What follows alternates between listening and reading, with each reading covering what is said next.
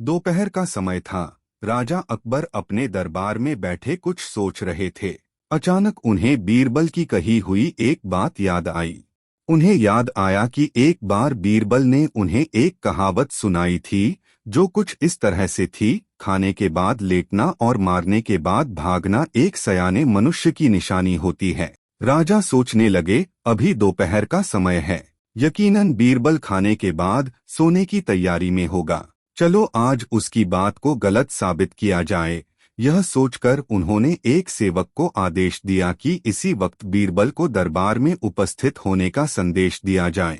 बीरबल अभी खाना खाकर बैठे ही थे कि सेवक राजा का आदेश लेकर बीरबल के पास पहुंचा। बीरबल आदेश के पीछे छिपे राजा की मंशा भली भांति समझ गए। उन्होंने सेवक से कहा, तुम थोड़ी देर रुको, मैं कपड़े बदलकर तुम्हारे साथ ही चलता हूँ।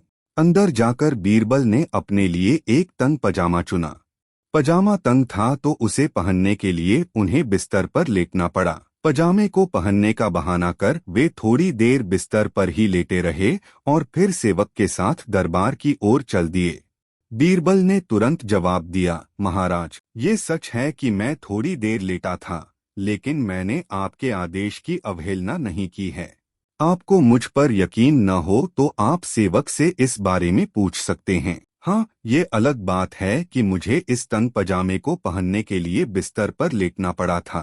दरबार में राजा बीरबल की ही राह देख रहे थे।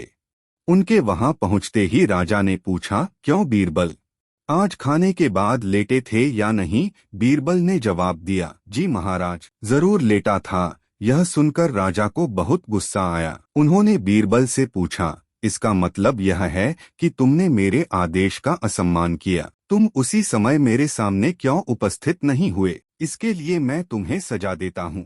बीरबल ने तुरंत जवाब दिया, महाराज, ये सच है कि मैं थोड़ी देर लेटा था, लेकिन मैंने आपके आदेश की अवहेलना नहीं की है। आपको मुझ पर यकीन न हो तो आप सेवक से इस बारे में पूछ सकते हैं। हाँ, ये अलग बात है कि मुझे इस तंग पजामे को पहनने के लिए बिस्तर पर लेटना पड़ा था। बीरबल की इस बात को सुनकर अकबर हंसे बिना रह न सके और उन्होंने बीरबल को दरबार से जाने दिया। कहानी से सीख। इस कहानी से हमें यह सीखने को मिलता है कि परिस्थिति को भांपते हुए हमारे द्वारा उठाया गया एक कदम हमें अनेक मुसीबतों से बचा सकता है।